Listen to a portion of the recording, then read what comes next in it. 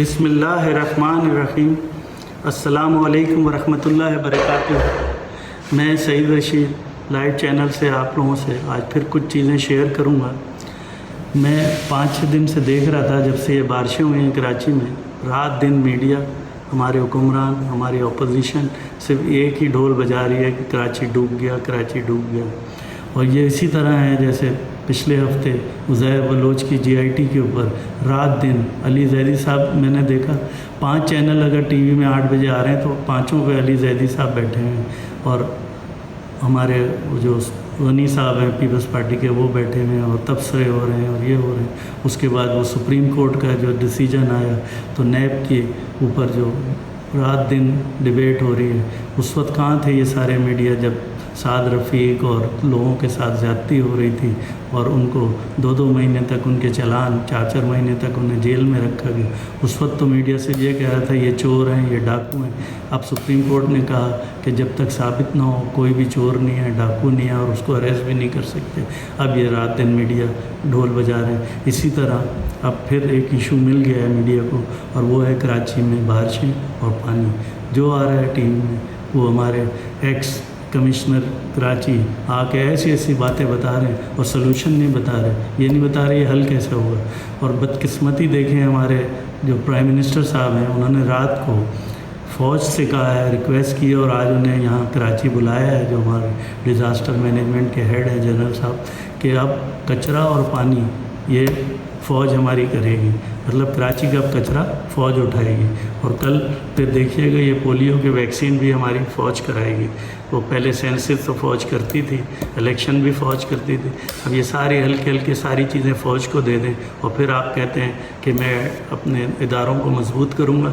ये इदारों को मजबूत कर रहे हैं कि आप दिन ब दिन उनसे चीज़ें ले के दूसरों को दे रहे हैं और उनके ऊपर ज़िम्मेदारी डाल रहे हैं। उनकी ज़िम्मेदारी है, उनकी ज़िम्मेदारी तो बॉर्डर पर रह के हमारी सिक्योरिटी को इंश्योर करना है। उनको यहाँ उलझाते चले जा रहे हैं आप। ये है आपका इमेज, ये है आपकी ड्रीम, ये है आपका विजन कि आप और इन्वॉल्वमेंट करते जा रहे हैं।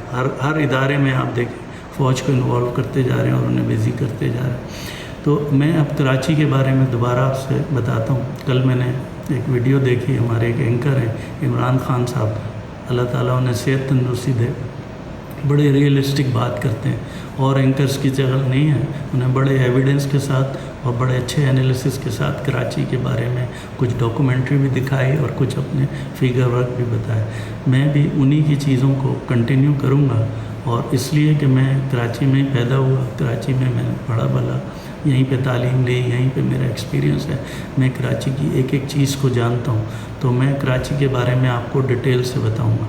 सबसे पहले तो आप लोगों को ये सुन के हैरत होगी कि टोटल कराची का 30 to 40%, मुताद अंदाज में बता रहा हूँ, 30 to 40% तो कंटोनमेंट इलाका है। कंटोनमेंट का मतलब ये है कि वो लोकल बॉडीज़ में आता ही नहीं है। उसके अपने काउंसलर होते हैं, अपने बजट होते हैं, अपनी चीज़ें होती हैं। और ख़ास तौर पे जो 2 बड़े इलाके हैं हमारे, एक CBC और एक ये जो शाह फैसल वाला है, ये तो इसके अंदर आबादी भी 2-2 लाख 3-3 लाख है, और सारा इसका टैक्स कलेक्शन, इसकी सारी चीज़ें कंटोनमेंट लेती है। और जिस तरह वो टैक्स लेती है आप सोच भी नहीं सकते।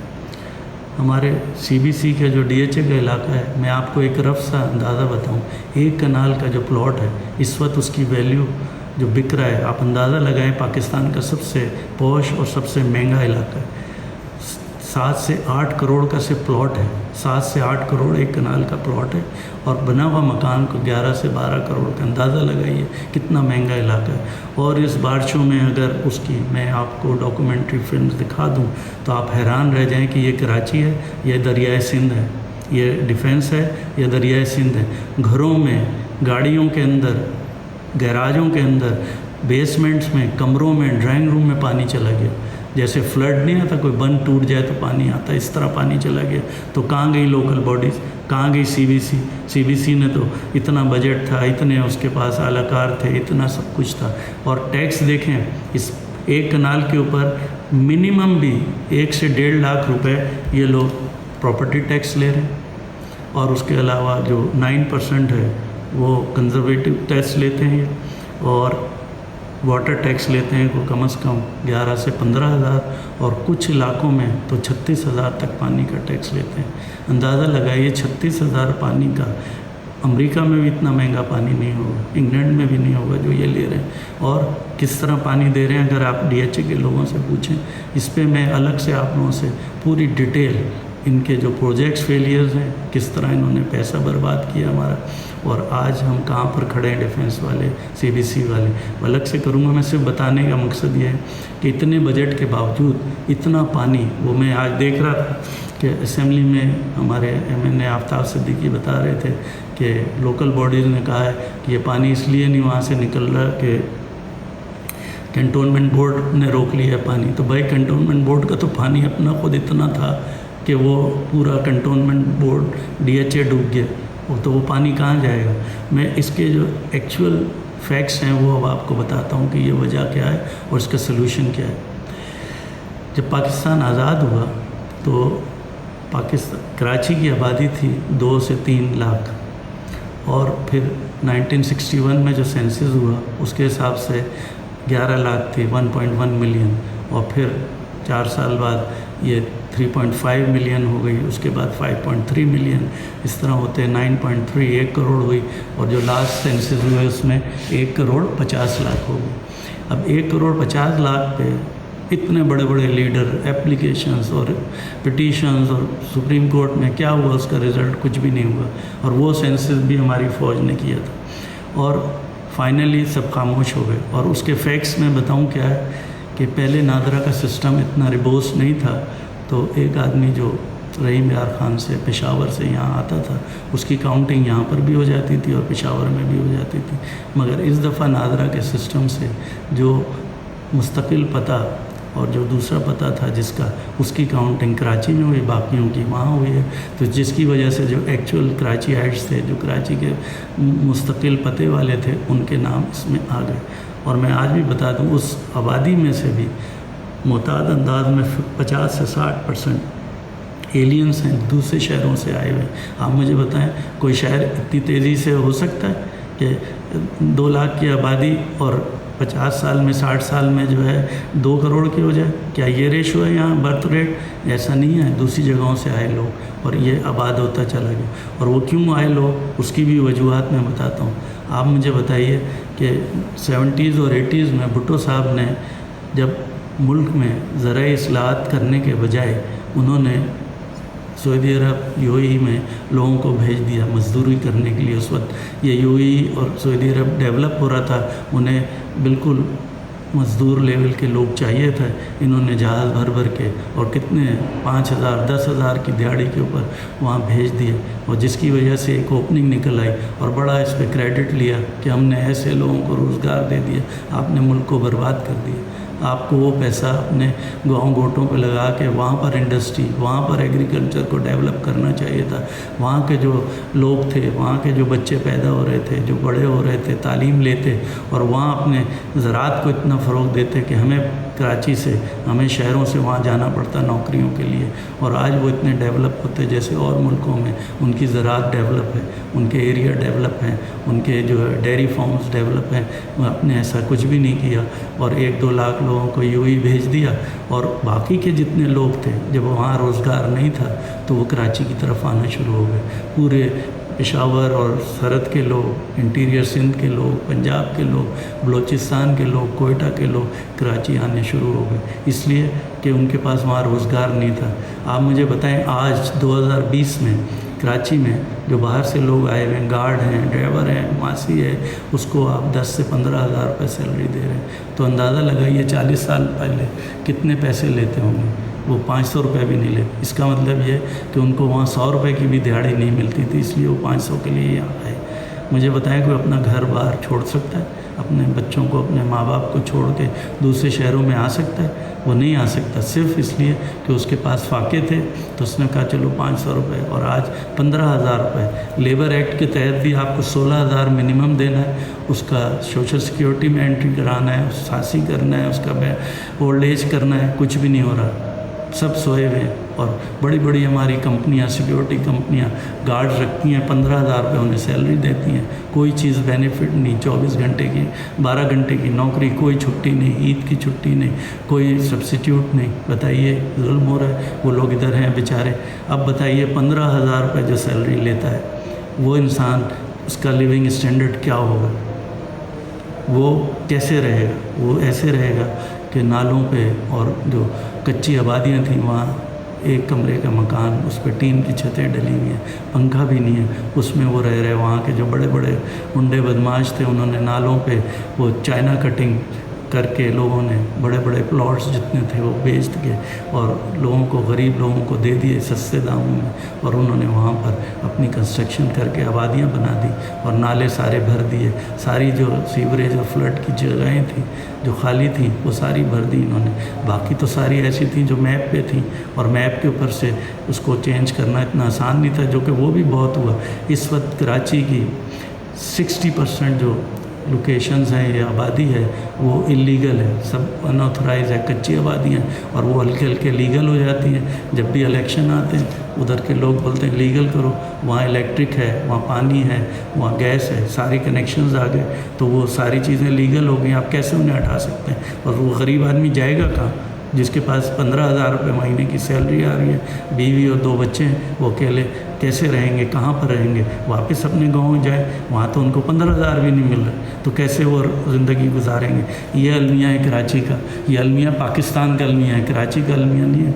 अब आप अंदाज़ा लगाएं, जो मैंने डिफेंस के टैक्स का बताया था, कराची में और इलाकों में सिवाय नॉर्थ नाज़ाबाद, गुलशन, इन जगहों के अलावा टैक्स कौन देता है? एक पाई भी नहीं देता, ना पानी के देते हैं, ना प्रॉपर्टी के देते हैं, ना कूड़े करकट और इसके देते हैं टैक्स।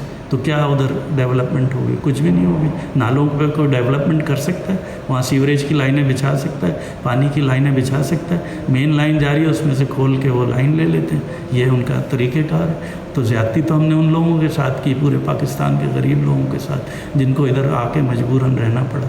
तो हमें सबसे पहले ये देखना होगा कि हमें उनके लिए क्या करना है। जब मैं छोटा था मुझे याद है कराची का इतना ज़बरदस्त सिस्टम था। अगर आज भी जाएं आप लियारी, जो पुराना ओल्ड कराची है, उधर सीवरेज आज भी बेहतरीन है। जो अंग्रेज़ के वक्त में कि इलेक्ट्रिक का सिस्टम था, जो पानी का सिस्टम था, रोडें थी इतनी ज़बरदस्त थी, हमने सब बर्बाद कर दी, इसलिए कि इंक्रोचमेंट होती चली गई। एक तो इंक्रोचमेंट होती है ना इलीगल, यहाँ तो लीगल इंक्रोचमेंट्स हो गई। बड़ी बड़ी पार्टियों ने, बड़ी बड़ी हुक्मरानों ने सारे इलीगल चाइना कटिंग और वो करके गरीब वहाँ देखें, अमीर तो डिफेंस में ही रहता है, गरीब जिसके पास खाने को नहीं है, 15,000 सैलरी, वही तो इन छोटी छोटी जगहों पे जाते हैं रहने के लिए।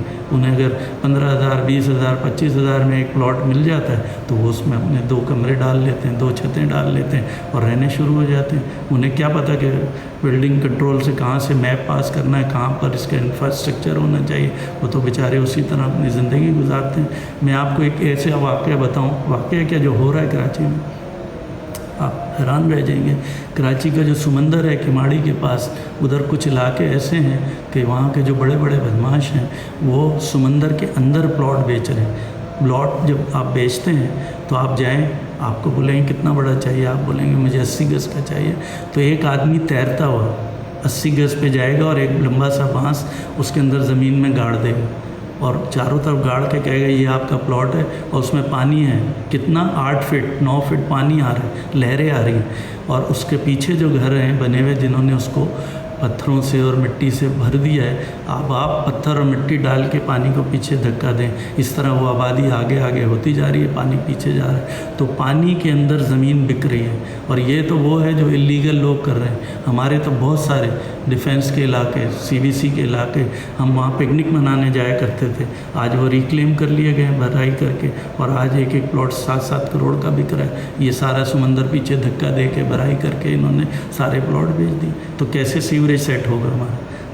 जिस जगह के आपने बेसिक स्ट्रक्चर को ही चेंज कर दिया तो कैसे सही होगा?